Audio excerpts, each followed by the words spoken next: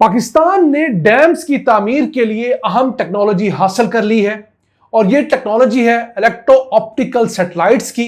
ऐसी सैटेलाइट्स जो कि जमीन से करीब रहते हुए जमीन की बहुत क्लियर तस्वीर लेती हैं, फिर उन्हें एआई के जरिए प्रोसेस करती हैं और जो डाटा रिक्वायर्ड होता है वो मुहैया करती हैं, जिससे ना सिर्फ डैम्स की तामीर जल्दी मुमकिन हो सकती है बल्कि तामीर के दौरान बहुत हेल्पफुल रहती है। डैम मुकम्मल होने के बाद उसके ऊपर नजर रखी जा सकती है और इसके साथ साथ ये दीगर बहुत सारे उमूर के अंदर किसी भी मुल्क के लिए फायदेमंद साबित होती हैं। आज की वीडियो में आपको बताएंगे कि किस तरह पाकिस्तान ने ये खुद सैटेलाइट बनाकर ये टेक्नोलॉजी हासिल की है और दीगर कौन कौन से उमूर हैं जिनमें पाकिस्तान इससे इस्तेफादा कर सकता है। अस्सलाम वालेकुम व्यूअर्स, मैं हूं आपका मेजबान अब्दुर्रहमान। चंद दिन पहले पाकिस्तान ने अपनी बनाई हुई इलेक्ट्रो ऑप्टिकल सैटेलाइट को चाइना की मदद से कामयाबी के साथ खला के अंदर मदार में भेजा। ये सैटेलाइट जहां दीगर बहुत सारे काम कर सकती है, उनमें से एक अहम काम यह है कि यह जमीन की बहुत डिटेल्ड मल्टी ज्योमेट्री इमेजरी ले सकती है और उसको फिर आर्टिफिशियल इंटेलिजेंस के साथ प्रोसेस करके हमें बहुत क्लियर डाटा दे सकती है। अब इस डाटे के जरिए हम लोग मुल्क के अंदर डैम्स की तामीर बहुत तेजी से कर सकते हैं। वो काम जो हम फिलहाल बहुत मेहनत के साथ बहुत लंबे अरसे में सर्वेस के जरिए, मैनुअल मैप्स के जरिए या बैनुल-अक़वामी सैटेलाइट से डाटा खरीद कर करने पर मजबूर हैं, और वो सैटेलाइट बहुत महंगा डाटा देती हैं। यानी कि 1 स्क्वायर किलोमीटर का डाटा जो है वो $50 तक का होता है और डैम्स बनाने के लिए आपको सैकड़ों से हजारों स्क्वायर किलोमीटर का डाटा दरकार होता है। अगर हम तरबेला डैम का आपको एक छोटा सा हवाला दें तो तरबेला डैम की जो झील है, सिर्फ वो झील 250 मुरब्बा किलोमीटर की है। तो अगर हमने सिर्फ तरबेला डैम की झील का डाटा लेना है, इमेजरी लेनी है, तो वो तकरीबन $13,500 की बनेगी। 38 लाख रुपए की सिर्फ झील की है। अब उस झील के अंदर पानी किन सोर्सेज से आएगा, इर्द गिर्द के पहाड़ कैसे हैं, नीचे रिवर के क्या हालात हैं, ऊपर ग्लेशियर्स के क्या हालात हैं, इसे डाल लें तो ये कई 100 नहीं बल्कि 1000 किलोमीटर से ऊपर चला जाएगा। अब उससे अज्यूम कीजिए कि कितना कॉस्टली हो जाता है। फिर ये जो सैटेलाइट वाली कंपनियां हैं, ये आपको कभी भी इनकार कर सकती हैं, कोई डाटा देने से भी इनकार कर सकती हैं या किसी डाटे को देते हुए उसमें से कुछ खास चीजें निकाल सकती हैं जो वो समझती हो कि आपके लिए ये बहुत कारआमद होगी, आपको ये नहीं देनी चाहिए। गरीब मुल्कों के साथ अक्सर ये इस्तेहसाल होता है। तो अब हमने ये सहूलत हासिल की है। स्पार्को ने ये सैटेलाइट पाकिस्तान में बनाई, फिर हमने इसे ट्रांसपोर्ट किया चाइना, और चाइना के लॉन्चिंग पैड से हम लोगों ने कामयाबी के साथ इसे खला के मदार में पहुंचा दिया है।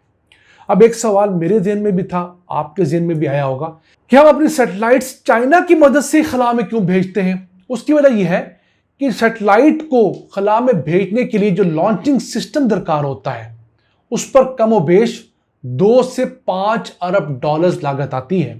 इतने तगड़े रॉकेट्स चाहिए होते हैं, नीचे पूरा इंफ्रास्ट्रक्चर चाहिए होता है। तो हमें क्या ज़रूरत है इतना खर्चा करने की। उसकी बजाय हम चाइना की एक किस्म की टैक्सी सर्विस लेते हैं, जिसे समझिए स्पेस टैक्सी सर्विस।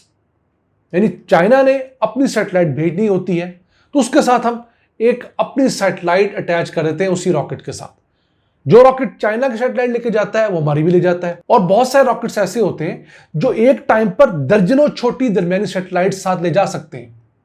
बहुत सारे मुल्क ये कर रहे हैं, तो हम भी चाइना से ये स्पेस टैक्सी सर्विस लेते हैं बजाय 2 से 5 अरब डॉलर्स अपने यहां खर्च करने के। हाँ, ये सैटेलाइट पाकिस्तानी इंजीनियर्स ने, पाकिस्तानी टेक्नीशियंस ने बनाई है और ये अब पाकिस्तान के लिए काम भी करना शुरू हो चुकी है। अब ये सैटेलाइट सिर्फ डैम्स बनाने में मदद नहीं करेगी बल्कि डैम्स की कंस्ट्रक्शन, तमाम बड़े मंसूबे जो हैं, जो कंस्ट्रक्शन के मंसूबे हैं, उन पर सर्वेलेंस, इसके साथ साथ तमाम चीजें, उसके अंदर रियल टाइम डाटा जो है वो पाकिस्तान की हुकूमत को मिल सकेगा। और जो मैनुअल काम है कई सालों का, वो हम बहुत हद तक घटा सकेंगे।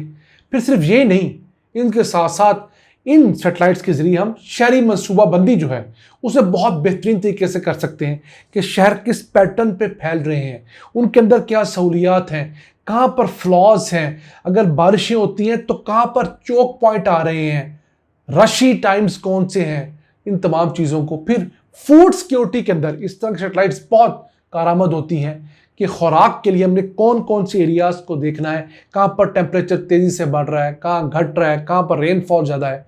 माहौलियाती तहफ़्फ़ुज़ के अंदर ये सैटेलाइट्स बहुत अहम है। जंगलात का अगर कटाव हो रहा है, अगर दरिया अपना रूट बदल रहे हैं, इन तमाम चीज़ों के अंदर इस जैसी सैटेलाइट्स अपना जो है हिस्सा डालती हैं और बहुत तेज़ी के साथ हम इनसे मदद ले सकते हैं। अब इन्हीं सैटेलाइट्स की एक जदीद किस्म ऐसी भी होती है जिनके ज़रिए ज़ेरे ज़मीन चट्टानों की साख्त को देखा जा सकता है। उनमें कहाँ कहाँ मादनियात मौजूद हैं, किस किस्म की मादनियात हैं, नमकियात किस किस्म की मौजूद हैं, वो तमाम चीज़ें, ऑयल गैस के रिजर्व्स, गोल्ड के रिजर्व्स, उन जदीद 3 सैटेलाइट्स के ज़रिए देखे जाते हैं।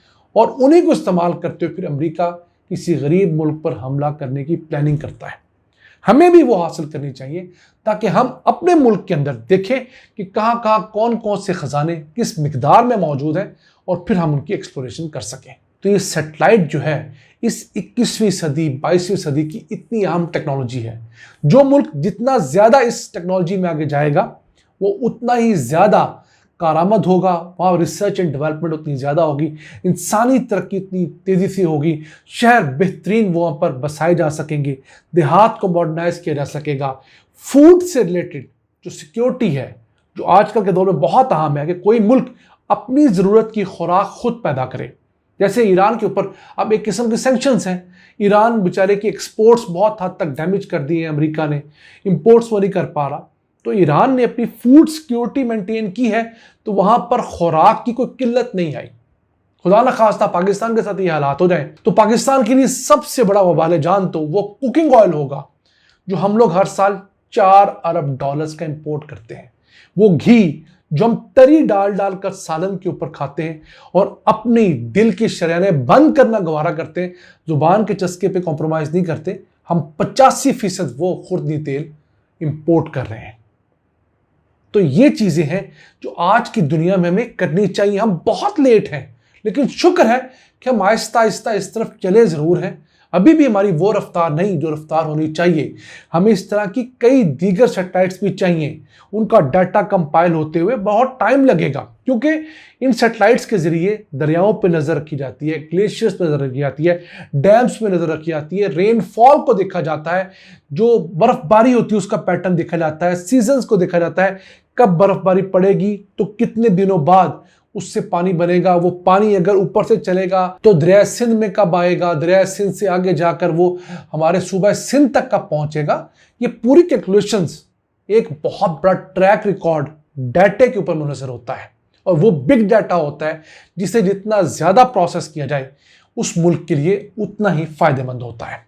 नाज़रीन, ये था आज का एपिसोड। हमें उम्मीद आपको पसंद आया होगा। अपनी सजेशंस अपनी आराज़ से हमें आगाह रखा करें। अपने मेज़बान अब्दुर्रहमान को इजाज़त दीजिए। अल्लाह के बाद।